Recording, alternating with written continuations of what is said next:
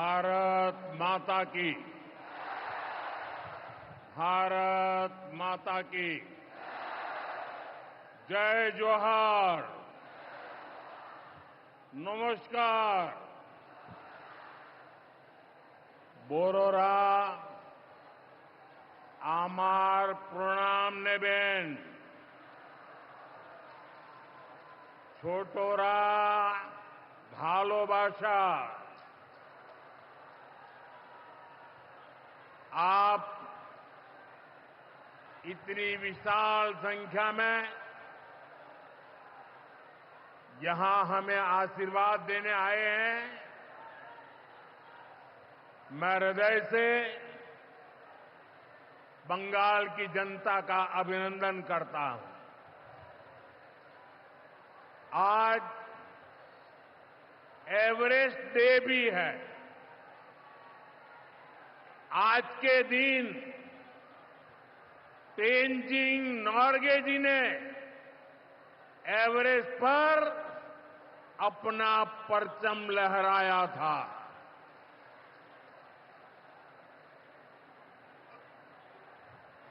उनके सम्मान में हम भी अपना तिरंगा फहराएंगे।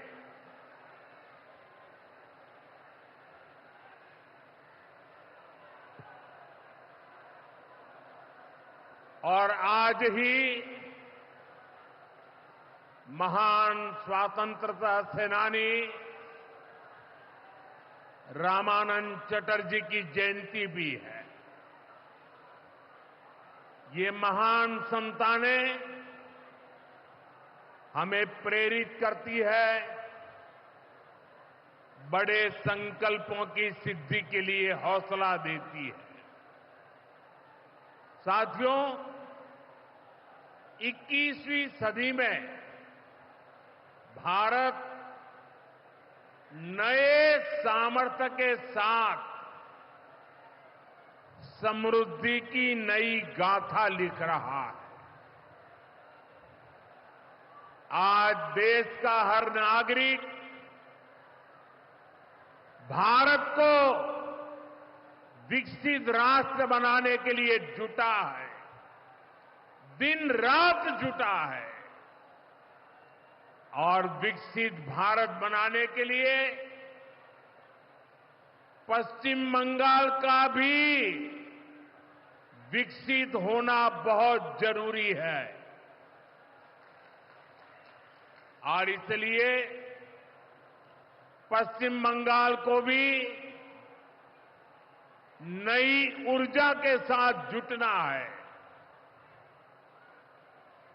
बंगाल को फिर उसी भूमिका में आना होगा जो कभी यहां की पहचान थी। इसके लिए जरूरी है कि पश्चिम बंगाल फिर से नॉलेज का, ज्ञान विज्ञान का केंद्र बने। बंगाल मेक इन इंडिया का एक बहुत बड़ा सेंटर बने। बंगाल देश में पोर्ट लेड डेवलपमेंट को गति दे। बंगाल अपनी विरासत पर गर्व करते हुए, उसे संरक्षित करते हुए तेज गति से आगे बढ़े। साथियों, केंद्र की भाजपा सरकार इसी संकल्प के साथ काम कर रही है। भाजपा पूर्वोदय की नीति पर चल रही है। बीते दशक में बीजेपी सरकार ने यहां के विकास के लिए हजारों करोड़ों का निवेश किया है। अब से कुछ देर पहले यहां सिटी गैस डिस्ट्रीब्यूशन नेटवर्क का शुभारंभ भी हुआ है। केंद्र सरकार के प्रयासों से ही कल्याणी एम्स बना है। न्यू अलीपुरद्वार और न्यू जलपाईगुड़ी जैसे रेलवे स्टेशनों का पुनर्विकास किया जा रहा है। बंगाल की व्यापारिक गतिविधियों को उत्तर भारत से जोड़ने के लिए डेडिकेटेड फ्रेट कॉरिडोर बन रहा है। कोलकाता मेट्रो का अभूतपूर्व विस्तार किया गया है। ऐसे अनेक प्रोजेक्ट हैं जो भारत सरकार यहां पूरे करवाने का प्रयास कर रही है। भाजपा सरकार ईमानदारी से सबका साथ सबका विकास के मंत्र को लेकर बंगाल की प्रगति के लिए समर्पित है, क्योंकि बांग्लार उदय तबई विकसित भारतेर जय। साथियों, ये समय पश्चिम बंगाल के लिए बहुत अहम है। ऐसे में पश्चिम बंगाल के हर नौजवान पर, आप सब पर बहुत बड़ा दायित्व है। आप सबने मिलकर के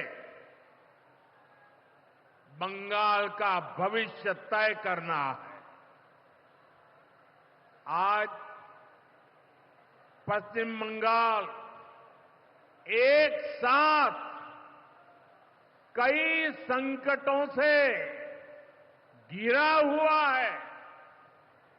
एक संकट समाज में फैली हिंसा और अराजकता का है। दूसरा संकट माताओं बहनों की असुरक्षा का है। उन पर हो रहे जघन्य अपराधों का है। तीसरा संकट नौजवानों में फैल रही घोर निराशा का है। बेतहाशा बेरोजगारी का है। चौथा संकट घनघोर करप्शन का है। यहां की सिस्टम पर लगातार कम होते जनविश्वास का है।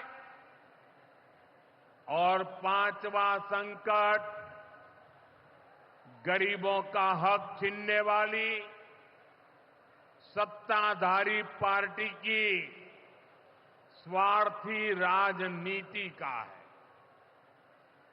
साथियों, यहां मुर्शिदाबाद में जो कुछ हुआ, मालदा में जो कुछ हुआ, वो यहां की सरकार की निर्ममता का उदाहरण है। दंगों में गरीब माताओं बहनों की जीवन भर की पूंजी राख कर दी गई। तुष्टीकरण के नाम पर गुंडागिर्दी को खुली छूट दे दी गई। जब सरकार चलाने वाले एक पार्टी के लोग, विधायक, कॉरपोरेटर ही लोगों के घरों को चिन्हित करके जलाते हैं और पुलिस तमाशा देखती है, तो उस भयावह स्थिति की कल्पना की जा सकती है। मैं बंगाल की भद्र जनता से पूछता हूं, क्या सरकारें ऐसे चलती हैं? यही भावेश्वर कर चलेगी। साथियों, बंगाल की जनता पर हो रहे इन अत्याचारों से यहां की निर्मम सरकार को कोई फर्क नहीं पड़ता। यहां बात बात पर कोर्ट को दखल देना पड़ता है। बिना कोर्ट के बीच में आए कोई भी मामला सुलझता ही नहीं है। बंगाल की जनता को अब टीएमसी सरकार के सिस्टम पर भरोसा नहीं है। यहां की जनता के पास अब सिर्फ कोर्ट का आसरा ही है। इसलिए पूरा बंगाल कह रहा है, बंगाल में मची चीख पुकार, नहीं चाहिए निर्मम सरकार। बांग्लार चित्कार लागबे ना, निर्मम सरकार। साथियों, भ्रष्टाचार का सबसे बुरा असर नौजवानों पर पड़ता है, गरीब और मिडिल क्लास परिवारों पर होता है। भ्रष्टाचार कैसे चारों तरफ बर्बादी लाता है, ये हमने टीचर भर्ती घोटाले में देखा है। टीएमसी सरकार ने अपने शासनकाल में हजारों टीचर्स का फ्यूचर बर्बाद कर दिया, उनके परिवारों को तबाह कर दिया, उनके बच्चों को असहाय छोड़ दिया। टीएमसी के घोटालेबाजों ने सैकड़ों गरीब परिवार के बेटे बेटियों को अंधकार में धकेल दिया है। ये सिर्फ कुछ हजार टीचर्स के भविष्य के साथ खिलवाड़ नहीं है, बल्कि पश्चिम बंगाल के पूरे एजुकेशन सिस्टम को बर्बाद किया जा रहा है। टीचर्स के अभाव में लाखों बच्चों का भविष्य दांव पर है। इतना बड़ा पाप टीएमसी के नेताओं ने किया है। हद तो ये है कि ये लोग आज भी अपनी गलती मानने को तैयार नहीं है। उल्टा देश की अदालत को, न्यायपालिका को, कोर्ट को दोषी ठहराते हैं।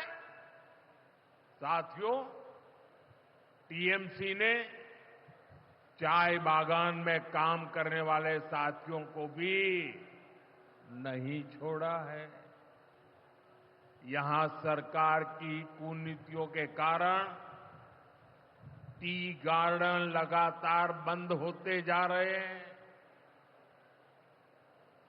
मजदूरों के हाथ से काम निकलता चला जा रहा है। यहां पीएफ को लेकर जो कुछ भी हुआ वो बहुत शर्मनाक है। ये गरीब मेहनतकश लोगों की कमाई, उस पर डाका डाला जा रहा है। टीएमसी सरकार इसके दोषी लोगों को बचाने की कोशिश कर रही है। और मैं बंगाल के मेरे भाई बहन आपको विश्वास दिलाने आया हूं, भाजपा ये नहीं होने देगी।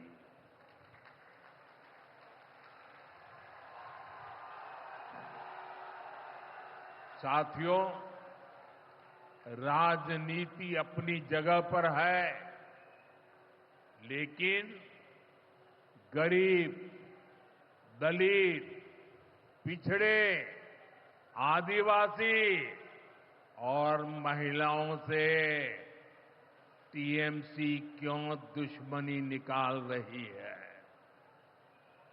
पश्चिम बंगाल के गरीब, एससी, एसटी, ओबीसी के लिए जो भी योजनाएं देश में चल रही है, उनमें से बहुत सारी योजनाएं यहां लागू ही नहीं होने दी जा रही है।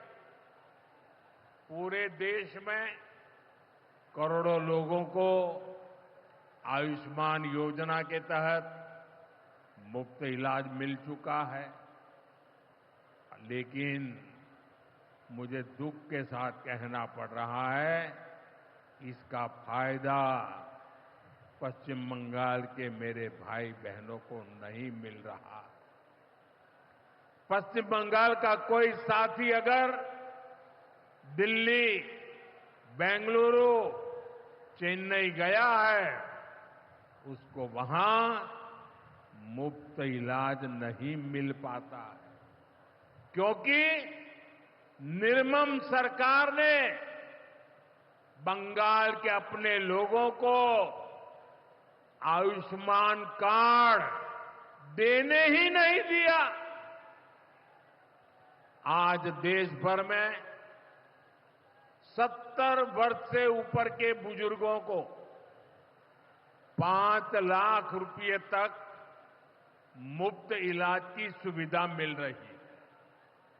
मैं तो चाहता हूं कि पश्चिम बंगाल में भी 70 वर्ष से ऊपर के सभी बुजुर्गों को मुफ्त इलाज की सुविधा मिले, लेकिन टीएमसी सरकार ये नहीं करने दे रही है।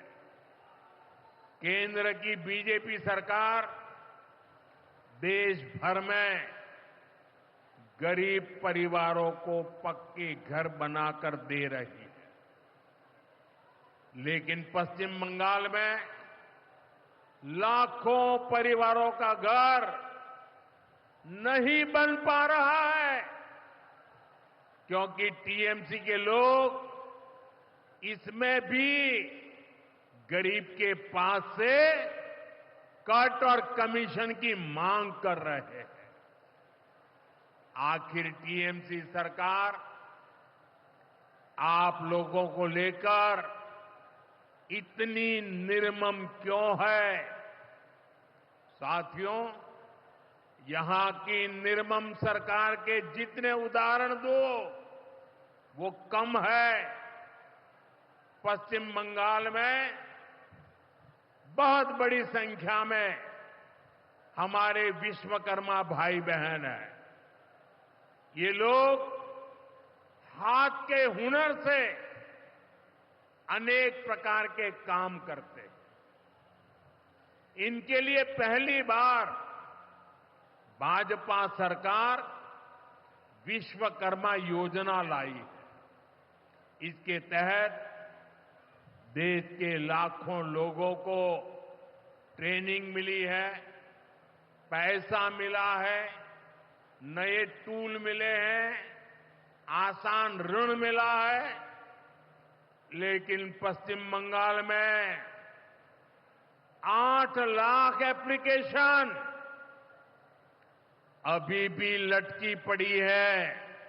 निर्मम सरकार उस पर बैठ गई है, क्योंकि टीएमसी सरकार इस योजना को भी लागू नहीं कर रही है।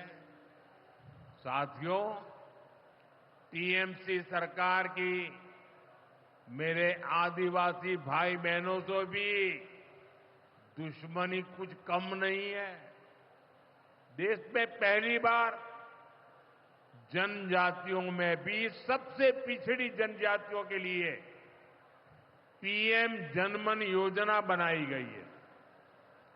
पश्चिम बंगाल में बहुत बड़ा आदिवासी समाज है। टीएमसी सरकार गरीब आदिवासियों का विकास भी नहीं होने दे रही है। उसने पीएम जनधन योजना को यहां लागू नहीं किया। टीएमसी हमारे आदिवासी समाज को भी वंचित ही रखना चाहती है। साथियों, टीएमसी को आदिवासी समाज के सम्मान की परवाह नहीं है।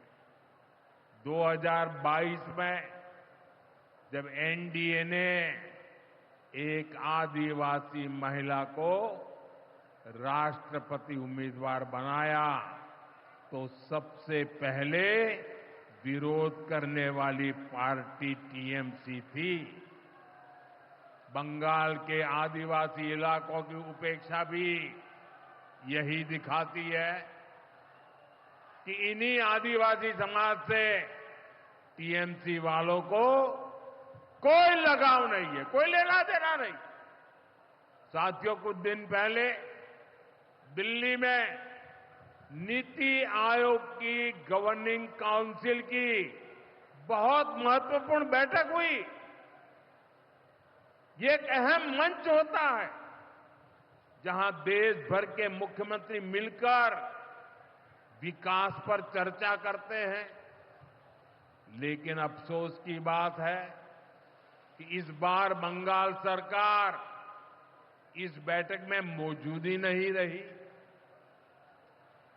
दूसरे गैर भाजपा शासित राज्य आए, सभी दल के नेता आए, हमने साथ बैठकर चर्चा की, लेकिन टीएमसी को तो सिर्फ और सिर्फ 24 घंटा पॉलिटिक्स करना है और कुछ करना ही नहीं है।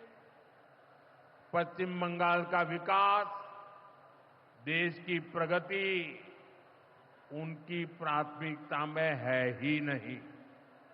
साथियों, केंद्र सरकार की जिन योजनाओं को यहां लागू किया भी गया है, उनको पूरा नहीं किया जा रहा।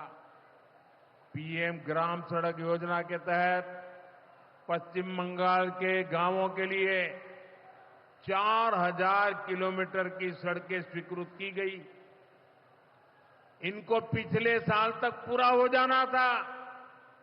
4000 किलोमीटर तो छोड़िए, यहां 400 किलोमीटर सड़कें भी नहीं बन पाई है।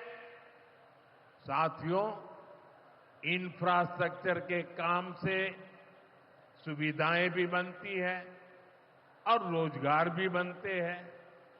लेकिन हालत ये है कि पश्चिम बंगाल में 16 बड़े इंफ्रास्ट्रक्चर प्रोजेक्ट यहां की सरकार अटकाए हुए है। ये 90,000 करोड़ रुपए से अधिक के प्रोजेक्ट हैं। कहीं रेल लाइन आनी थी, रुकी पड़ी है। कहीं मेट्रो बननी थी, रुकी पड़ी है। कहीं हाईवे बनना था, बंद पड़ा है। कहीं अस्पताल बनना था, कोई पूछने वाला नहीं। ऐसे प्रोजेक्ट्स को ये टीएमसी ने लटका करके रखा है। ये पश्चिम बंगाल के आप लोगों के साथ बहुत बड़ा धोखा है। साथियों, आज जब सिंदूर खेला की इस धरती पर आया हूं, तो आतंकवाद को लेकर भारत के नए संकल्प की चर्चा स्वाभाविक है। 22 अप्रैल को पहलगाम में, जम्मू कश्मीर में आतंकियों ने जो बर्बरता की, उसके बाद पश्चिम बंगाल में भी बहुत गुस्सा था। आपके भीतर जो आक्रोश था, आपका जो गुस्सा था, उसको मैं भली भांति समझता था। आतंकवादियों ने हमारी बहनों का सिंदूर मिटाने का दुस्साहस किया। हमारी सेना ने उनको सिंदूर की शक्ति का एहसास करा दिया।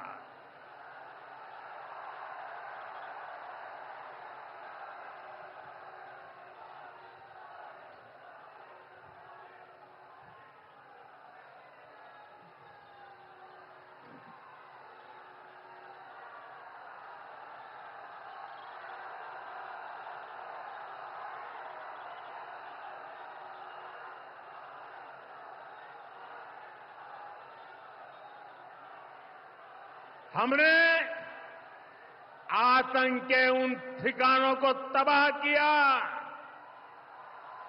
जिनकी पाकिस्तान ने कल्पना तक नहीं की थी। साथियों, आतंक को पालने वाले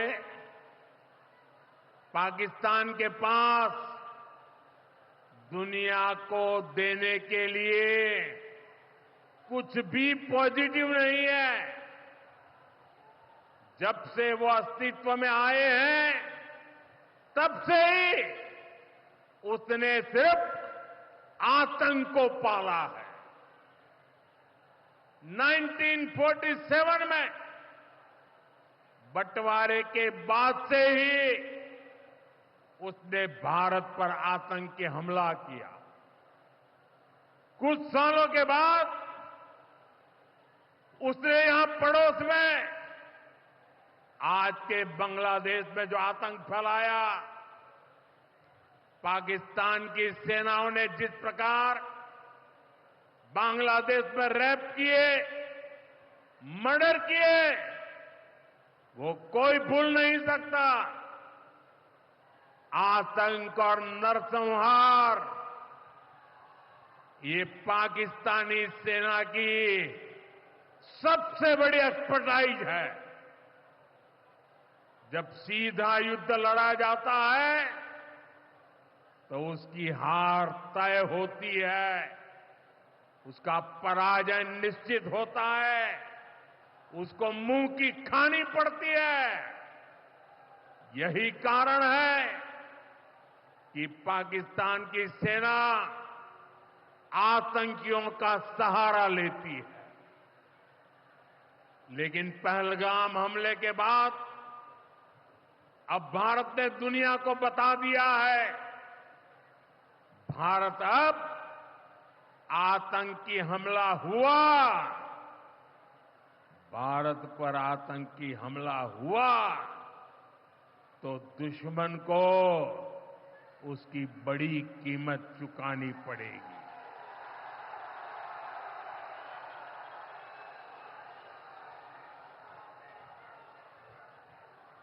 और पाकिस्तान समझ ले, 3 बार घर में घुस करके मारा है तुम्हें।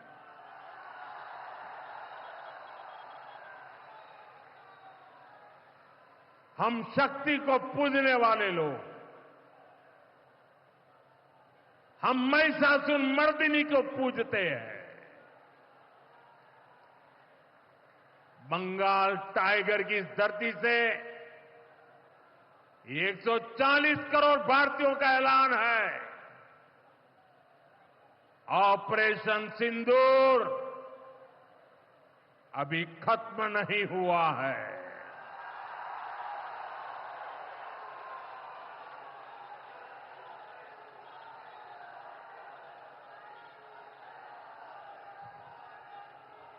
साथियों, पश्चिम बंगाल को अब हिंसा की, तुष्टीकरण की, दंगों की, महिला अत्याचार की, घोटालों की राजनीति से मुक्ति चाहिए। अब पश्चिम बंगाल के सामने भाजपा का विकास मॉडल है। आज भाजपा देश के कई राज्यों में सरकारें चला रही है।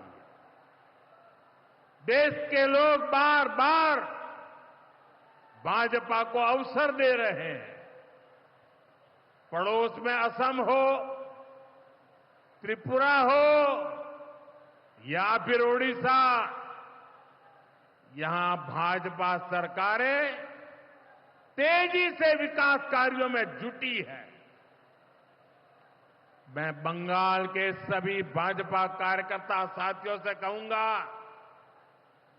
हमें कमर कसकर तैयार रहना है। हमारे सामने एक बड़ी चुनौती है कि लोकतंत्र पर पश्चिम बंगाल की जनता के विश्वास को फिर से कैसे बहाल करें।